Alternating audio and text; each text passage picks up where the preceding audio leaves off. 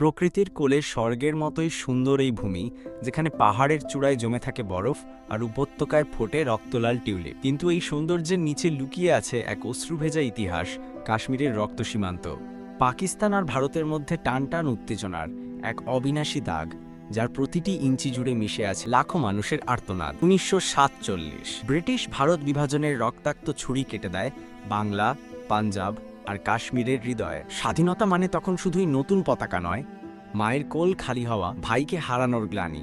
মহারাজা হরি সিংয়ের কাশ্মীর তখন দোদুল্যমান পাকিস্তান নাকি ভারত, সেই সিদ্ধান্তের ফাঁদে আজও আটকে আছে দুই দেশের সম্পর্ক। এই সীমান্তের নাম লাইন অফ কন্ট্রোল, কিন্তু এখানে নিয়ন্ত্রণ বলে কিছু নেই। শুধু আছে অস্ত্রের গর্জে ফেটে পড়া নীরবতা আর মায়েদের চোখে অপেক্ষার বিষাদ। 1948, 1965, 1971, 1999 যুদ্ধের পর যুদ্ধ।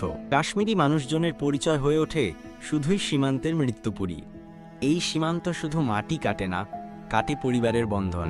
এক পাশে ভারতের শ্রীনগর, অন্য পাশে পাকিস্তানের মুজাফফরাবাদ। একই ভাষা, একই সংস্কৃতি, কিন্তু দুই রাষ্ট্রের পাসপোর্টের ব্যবধান। কত মা বোনের চিঠি আজও পৌঁছায় না প্রিয়জনের কাছে, শুধু বৃষ্টিতে ভেজা কাগজের মতো মিলিয়ে যায় সীমান্তের ধুলোয়। 1999 কার্গিল যুদ্ধ।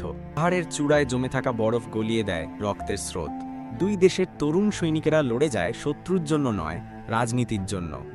আর মৃত্যুর মিছিলে যোগ দেয় কাশ্মীরি পরিবার, যাদের বাড়ি আজও শূন্য, যাদের স্বপ্ন আজও অসমাপ্ত। আজও এই সীমান্তে থামেনি রক্তপাত। 2019 সালে ভারতের জম্মু কাশ্মীর থেকে আর্টিকেল 370 প্রত্যাহার আরেক দাবানলের সূচনা। পাকিস্তানের জবাব কূটনৈতিক আগুন। কিন্তু এই আগুনে পুড়ছে কে? ওই কিশোরী যে স্কুল যাওয়ার পথে হারালো চোখ, ওই কৃষক যে জমি হারিয়ে আজ শরণার্থী। তবুও এই অন্ধকারে জ্বলে ওঠে আশার দীপশিখা। কাশ্মীরের শিশুরা আজও উড়ায় ঘুড়ি, যেন আকাশে লিখে দেয় শান্তির বার্তা। বৃদ্ধরা মসজিদ মন্দিরে প্রার্থনা করেন, কখনো কি ফিরে পাবো আমরা সেই কাশ্মীর, যেখানে সীমান্ত ছিল শুধুই নদী পাহাড়ের আঁকা রেখা? কাশ্মীরের রক্ত সীমান্ত শুধু দুই দেশের ইতিহাস নয়, এটি মানবতার জিগির। হয়তো একদিন এই সীমান্তে গজাবে গোলাপ, আর রক্তের দাগ মুছে যাবে অশ্রুতে। কিন্তু সেদিনের অপেক্ষায় আজও কাঁপে হিমালয়ের বাতাস।